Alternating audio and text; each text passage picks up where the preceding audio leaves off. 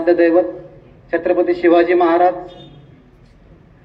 राजर्षी शाहू महाराज, ज्ञानज्योती सावित्रीबाई फुले, त्याचप्रमाणे आपल्या सर्वांचे लाडके हिंदू हृदय सम्राट बाळासाहेब ठाकरे, धर्मवीर आनंद दिघे साहेब यांच्या स्मृतीस विनम्र अभिवादन.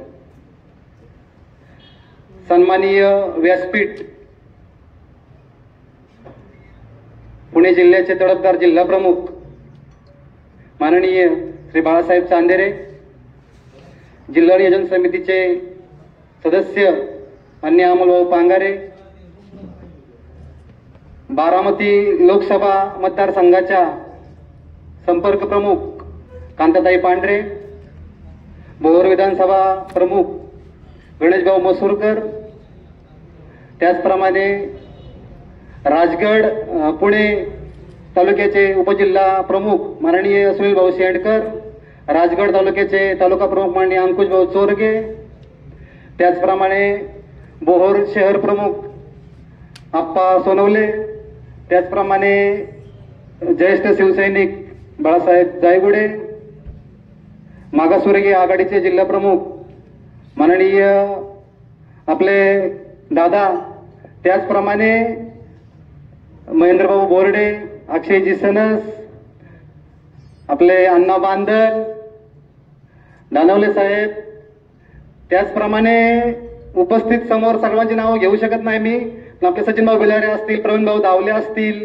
त्याप्रमाणे सागरभाऊ पांगारकर, माझे मित्र बंटीशेठ जगताप, आणि आपले विद्यार्थी सेनेला आपल्या भागामध्ये जाळे देणारे प्रफुल्ल शेठ धुमाळ असतील, ओमकार झांजले असतील, त्याचप्रमाणे उपस्थित सर्व माझे मित्र व सहकारी तसेच पत्रकार बांधव,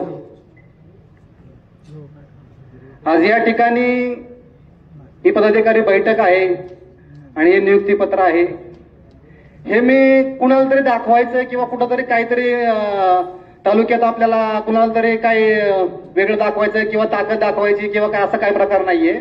तर हे आपल्याला पक्ष कार्यालयातून आलेला आदेश आहे की येणाऱ्या स्थानिक स्वराज्य संस्था निवडणुकामध्ये आपल्याला सामोरं जायचं आहे आणि तुम्ही त्या ठिकाणी आपल्या संघटनेची एक बैठक घ्या आणि बैठकीमध्ये तुमचे काही इच्छुक उमेदवार असतील किंवा तुमच्या जे निवडणुकीची काही तयारी असेल याचा सगळा मसुदा आम्हाला मुंबईच्या पक्ष कार्यालयात पाठवा.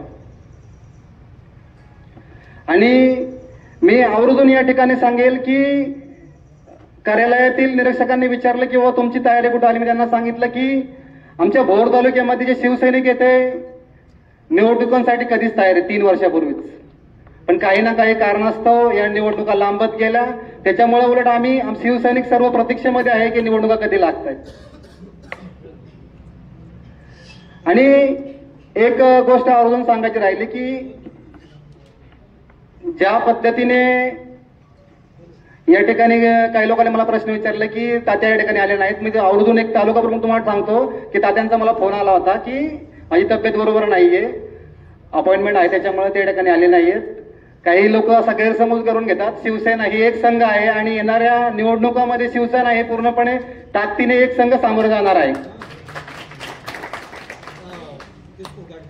आज भोर तालुका शिवसेनेबद्दल बोलायचं झालं तर प्रथमतः मला काही लोक म्हणले की या ठिकाणी आपण महायुतीमध्ये काम केलं. मी त्यांना आवर्जून सांगितलं की आम्ही महायुतीमध्ये काम केलं, हा पक्ष आदेश होता, संघटनेचा आदेश होता, त्याच्यामुळे आम्ही या ठिकाणी काम केलं. तर महायुतीमध्ये आत्ताच्या सध्याच्या घडीला पाहिलं तर मला कोणावरती टीका करायची नाहीये, पण शिवसेना पक्षाला या भोर तालुक्यामध्ये तर डावललं जात आहे. ज्या शिवसेना पक्षाने तुम्हाला विजयापर्यंत पोहोचवलं, तुमचा विजय ज्या वेळेस झाला त्यावेळेस तुम्ही प्रथमतः शिवसेनेचा ध्वज हातामध्ये घेतला. 1 लाख मतदान असणाऱ्या शिवसेनेला तुम्ही बरोबर घेऊन गेल्यामुळे तुम्हाला कुठेतरी विजयापर्यंत पोहोचता आलं.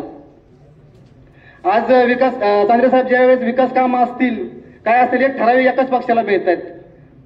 आम्ही हे मान्य करतो की ठीक आहे तुमचा आमदार आहे, तुमचा वाटा जास्त आहे, पण त्याचप्रमाणे जे महायुतीतले काही पक्ष असतील त्यांनाही विकास कामं या ठिकाणी मिळाली पाहिजेत, काही कामं मिळाली पाहिजे, निधी मिळाला पाहिजे. आणि येणाऱ्या निवडणुकामध्ये आपल्या सर्वांना पूर्ण ताकदीने सामोरं जायचंय. आपला एक पदाधिकारी हा समोरच्या 10 पदाधिकाऱ्यावरती भारी पडला पाहिजे. आता अमोलभाऊंनी सांगितलं ना की आपल्याला या ठिकाणी कुजबूज न करता सगळ्यांना सामोरं जायचंय की आपल्या समोर काय आहे, तो धनुष्यबाण आहे. मी स्वतः सांगतो, मी जर इच्छुक असेल किंवा अजून कोणी इच्छुक असेल, उमेदवारी कुणालाही मिळू, आपण एक संघ काम करायचं. आपला उमेदवार हा धनुष्यबाण असणार आहे. कुठंतरी काहीतरी गडबाजी करायची, कुठं काहीतरी याला मागं वाढायचा, त्याला मागं वाढायचा. हा ठीक आहे, इच्छुक असतो आपण. संघटनेमध्ये 5 वर्ष काम करतो. प्रत्येकाला राजकारणात काम करण्याची इच्छा असती, प्रत्येकाला उमेदवारी मिळावी ही अपेक्षा असती. पण पक्षाचे काही अडचणी असतात की पक्षालाही सगळ्यांना उमेदवार देता येत नाही. एवढ्या सगळ्यातून एक जण निवडायचा असतो आणि त्याच्यासाठी ही खूप मोठी अवघड गोष्ट असते. आपल्याला वाटतं की नाही, याला उमेदवारी दिली, त्याला उमेदवारी दिली, पण या सगळ्या गोष्टी विचारपूर्वक आणि जिल्हा प्रमुख असतील किंवा इतर आपले वरिष्ठ सहकारी असतील, हे सर्व पूर्ण विचार करून या ठिकाणी पक्षाच्या कुठेही पक्षामध्ये गडबाजी होऊ नये या विचार करून या ठिकाणी उमेदवारी देणार असतात. त्याचप्रमाणे तालुक्यातील काही विकास कामं असतील, MIDC असतील. तंत्रे साहेब, MIDC बद्दल तालुक्यातील प्रत्येक सर्वसामान्य माणूस आवर्जून विचारतो की ज्यावेळेस आपण महायुतीमध्ये प्रचार करत असताना आपण हा मुद्दा प्रामुख्याने मांडला होता की भोर तालुक्यामध्ये आम्ही MIDC आणणार. आणि आता आवर्जून, म्हणजे मला टीका करायची नाही, पण काही महायुतीमधलेच नेते असतील ते आवर्जून या ठिकाणी मुद्दाम त्याला कुणाला जरी पुढं करून या ठिकाणी मुद्दाम विरोध करतात, जेणेकरून त्याचा कुठंतरी फटका आपल्याला बसतो. कारण की आपला प्रमुख मुद्दे होते पर्यटन स्थळ असतील, MIDC असेल. या ठिकाणी भोर तालुक्यामध्ये आवर्जून सांगावं असं वाटतं की हा धरणपट्टा आहे बाडगरच्या वरचा, या भागामध्ये अक्षरशः एवढी बिकट अवस्था आहे की कुठलं पीक घेता येत नाही. आज तुम्ही या माळवाडीपासून वरती गेला ना मसवलीपर्यंत, शेतकऱ्यांची इतकी वाईट अवस्था आहे. मोर असतील, रानातील इतर प्राणी असतील, इतकी बिकट अवस्था आहे ना. त्यांना एक चांगला पर्याय असा आहे की फळबागा. त्यांनी आवर्जून या ठिकाणी आम्हाला सांगितलं की आम्हाला फळबागांसाठी जर या ठिकाणी वरून जर चांगला तुमच्या माहितीतून सपोर्ट मिळाला तर आम्ही या ठिकाणी निश्चितपणे आम्हाला जी आता अवस्था आहे आपल्या या वरच्या भागातील, मावळ भागातील, तुम्हाला या ठिकाणी फक्त वयस्कर माणसंच मिळतील. सर्व तरुण मुलगा पुण्यामध्ये असतील, मुंबईमध्ये असतील, कुल्फी विकतायत, कोणतरी कुठं मार्केट यार्डला असेल किंवा काय, अशी ही बिकट परिस्थिती आहे. जी परिस्थिती आहे ती तुमच्यासमोर मांडतोय. कारण की काय असतं, प्रत्येक वेळेस आपण सगळ्या गोष्टी सांगू शकत नाही, पण आज व्यासपीठावरती सर्वसामान्य शेतकरी असतील, पदाधिकारी असतील, शिवसैनिक असतील, यांची ही खंत आहे. प्रत्येकाला आपल्याकडून अपेक्षा आहे. जावडे साहेब बोलले की या ठिकाणी आपण आंदोलन केलं पाहिजे, ठीक आहे, पण आज आपण सत्तेमध्ये आहोत. लोकांना आपल्याकडे अपेक्षा आहे की तुम्ही सत्तेमध्ये असताना आम्हाला काय दिलं. तर त्यांना आपल्याकडून, आपल्या पक्षाकडून विकास कामांची अपेक्षा आहे.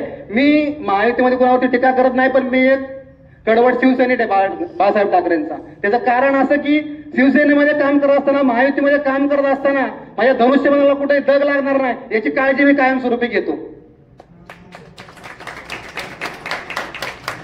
तर काही लोकांना महायुतीमध्ये त्यावेळेसही माझ्याबद्दल बोलत होते की तू असं बोलतो किंवा काय नाही.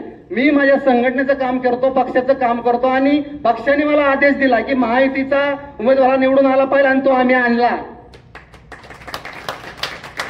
त्यांना विसर पडेल, त्यांचं ते काय कर्तव्य असेल तो त्यांचा भाग आला, पण जो आदेश आम्हाला होता, आणि शिवसैनिक हा संघटनेच्या आदेशावर चालणारा, हा शिवसैनिक प्रामाणिक काम करणारा शिवसैनिक, सर्वसामान्य शिवसैनिक आहे.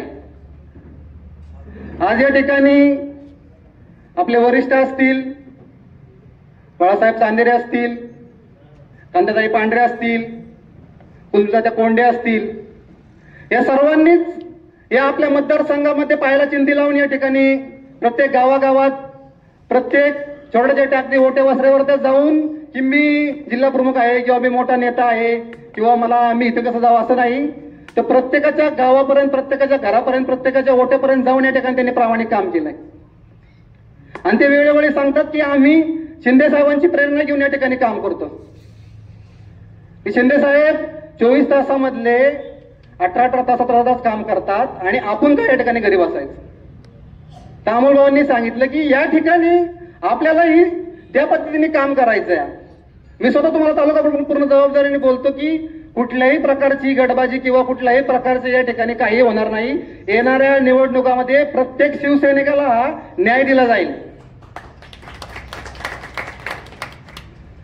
काय होतंय, आपल्यामध्ये विनाकारण संभ्रम पसरला जातोय. वेगळे पक्ष असतील किंवा वेगळे लोक आपल्यामध्ये येऊन कुठेतरी 4-2 दिवस येणार आणि प्रत्येक आपल्यात वातावरण खराब करून परत जाणार. यांच्यात असं गट आहे, यांच्यात तसं आहे, असं काही नाहीये. प्रत्येकाला मी आवर्जून सांगेल की येणाऱ्या निवडणुकामध्ये जर आपण केलेली कामं आपण लोकांपर्यंत पोहोचवण्यात यशस्वी झालो तर निश्चितपणे आपला सभापती या भोर तालुक्यामध्ये असेल. आपला एक शिवसैनिक हा 100 समोरच्या विरोधावर भारी पडला पाहिजे. त्याला प्रत्येकाचा अभ्यास पाहिजे की आपल्या योजना किती आहेत, त्या योजना कशा पोहोचवायच्या, लाडकी बहीण असतील इतर सर्व योजना आहेत त्या लोकांपर्यंत पोहोचल्या पाहिजेत. काय होतंय, वरती जी कामं होत आहेत ते आपण खाली पोहोचवण्यात कुठेतरी कमी पडतोय. त्याचं कारण बरेच आहेत आणि याच्यावरती वरिष्ठ असतील किंवा इतर आपले सगळं वरिष्ठ वरची कमिटी असेल हे या ठिकाणी बैठक घेणार आहेत आणि त्याप्रमाणे वरून जे आदेश येतील त्याप्रमाणे तुम्हाला सूचना दिल्या जातील. आणि जास्तीचा वेळ घेणार नाही, बोलाय खूप काय आहे, पण माननीय चांदे साहेबांना या ठिकाणी बाहेर जायचं आहे कार्यक्रमानिमित्त. तर मी एवढंच सांगेल की येणाऱ्या निवडणुकामध्ये आम्ही प्रथम सगळ्यांचे वरिष्ठांचे आशीर्वाद घेऊन प्रत्येक जण खांद्याला खांदा लावून या ठिकाणी प्रामाणिकपणे काम करू आणि या रायरेश्वरावरती भगवा ध्वज फडकू.